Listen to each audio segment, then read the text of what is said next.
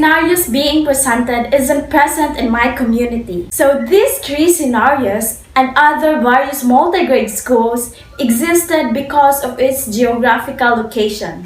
Being far and is not accessible to many, multigrade schools also existed because they are in rural areas and usually has small population and has few learners. Mrs. Jones is unquestionably one good example of a teacher who loves her job so much. She's the kind of teacher who's dedicating her life on the children. And to me, she benefited on that scenario on the part that she is living and doing what makes her happy and that is rewarding for her. That she is enjoying teaching and making impact on the lives of the children. And just by that, for me, it's a benefit that couldn't be paid by any amount. Upon teaching multigrade, to make my workload lighter, I will assign the older learners to help me teach the younger ones. By this, the older learners can retrieve the previous lessons and sharpen their knowledge. They could also become responsible and independent learners. The existence of multigrade schools in my area is because of its geographical location, being in a mountainous area and is difficult to reach, where there are only few houses and small population. A multigrade school existed just for children to have access to education in spite of the small number of learners. The benefit that the teacher gets in a multigrade setup is that they can make a positive impact to the lives of the children, specifically in rural areas. They could also build a good relationship not only with the learners, but also with the parents and with the community. The teacher could also build and make dreams with the children. On the other hand, learner can benefit on the multigrade setup by learners will be able to mingle, socialize, and learn through various age groups. They could also build a supportive relationship among different age groups. And older learners can be role models to the younger ones, which can develop learners into responsible and independent ones. The similarities among the case studies is that they all share same situation on the part where teacher teach more than 3 grade levels. The schools are also situated in the countryside and is found for how many kilometers away.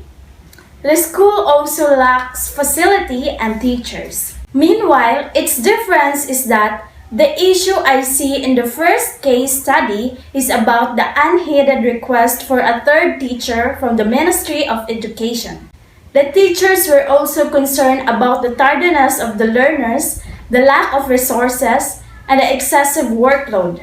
On the other hand, the issue on the second case study is about the need of more in-service training in multigrade teaching, and they also want the concept of multigrade teaching to be introduced to the pre-service teachers. And it's because of their 2-week specialized training in multigrade teaching 12 years ago, which they consider inadequate. Well, the third case study was about the lack of facility with only a classroom that is not in a good state. But despite that, teachers find ways and sometimes teach under a tree. Multigrade teaching is the only type of schooling that is available on these communities because of its location. It was stated on the 3 case studies that it was kilometers away from the main road and to the other villages. This might probably be the reason why these multigrade schools was established. And usually, this kind of areas has only small population and few learners. And just for the few learners to have access to education, these multigrade schools was built. A multigrade school in my municipality is called Umay Elementary School, located at Busay, Mualbual, Cebu. So it has 4 teachers, including the school principal. So the mentioned school was established because it was situated in a mountainous area, kilometers away from the town, and is difficult to reach. Aside from that, Umay Elementary School was established so that children living there could attend school without spending so much time risking and traveling to attend school in Busay Elementary School, which is quite distant from Omay.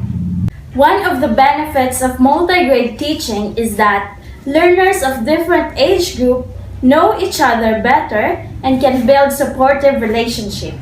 A positive result of this is that learners can develop social skills and will know how to deal with various age groups and learn from them. Learners in a multigrade classroom can build a sibling-like relationship where they can support each other to learn. On the other hand, young learners might also be influenced to the bad behavior of the older learners. To begin with, I must first know my students' individual abilities and how far can they perform. By this, I will be able to respond to their needs according to their level.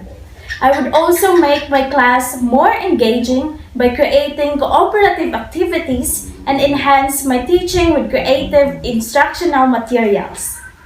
I would also encourage and motivate my learners to pursue and continue schooling in spite of. The factors that contribute to the establishment of multigrade schools are geographical factors, political factors, cultural factors, and socio-economic factors.